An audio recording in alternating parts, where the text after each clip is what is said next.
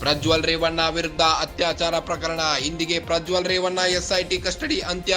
ಕೋರ್ಟ್ಗೆ ಪ್ರಜ್ವಲ್ನ ಹಾಜರುಪಡಿಸಲಿರುವ ಎಸ್ಐಟಿ ವಿಚಾರಣೆ ಪೂರ್ಣಗೊಳ್ಳದ ಹಿನ್ನೆಲೆ ಮತ್ತೆ ಕಸ್ಟಡಿಗೆ ಮನವಿ ಸಾಧ್ಯತೆ. ಪ್ರಜ್ವಲ್ನ ಮತ್ತೆ ಕಸ್ಟಡಿಗೆ ಕೇಳಲಿರುವ ಎಸ್ಐಟಿ ಆಫೀಸರ್ಸ್.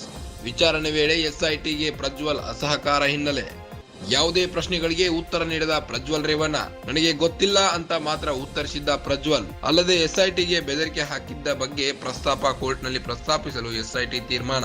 ಇವೆಲ್ಲ ಅಂಶಗಳನ್ನು ಉಲ್ಲೇಖಿಸಿ ಮತ್ತೆ ಕಸ್ಟಡಿಗೆ ಕೇಳಲು ನಿರ್ಧಾರಗಳು. ವಿಚಾರಣೆ ಪೂರ್ಣಗೊಳ್ಳದ ಹಿನ್ನೆಲೆ ಕಸ್ಟಡಿಗೆ ಮನವಿ ಸಾಧ್ಯತೆ ಇದೆ.